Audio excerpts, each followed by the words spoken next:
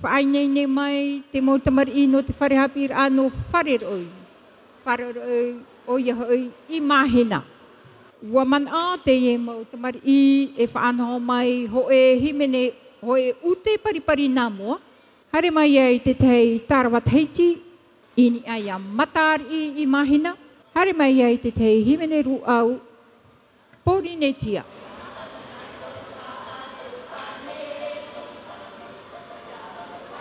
Tatou pa atu ane, e aha to o tō huru e te mauhoa, iau rana tatou pa atu ane.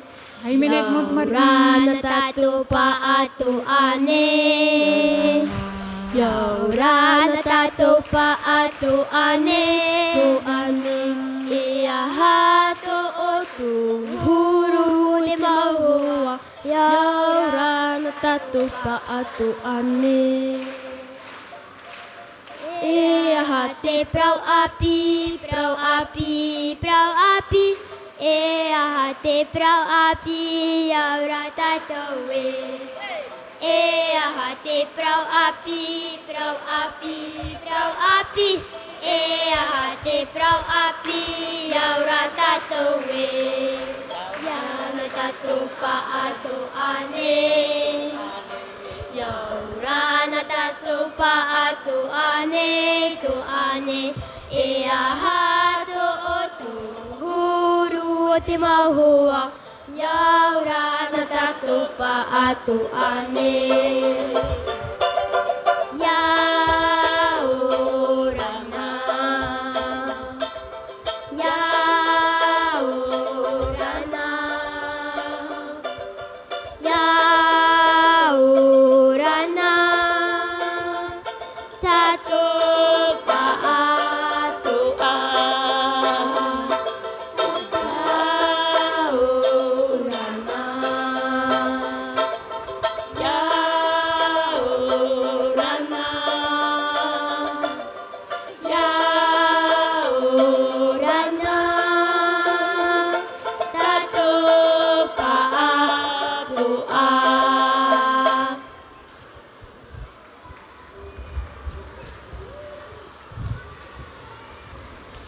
Awei hoa tue tatou, tu tatou mo ata no te mo mui haa haru haru. Donc le chef de chœur d'aujourd'hui, Madame Vaité de l'école Whareroi.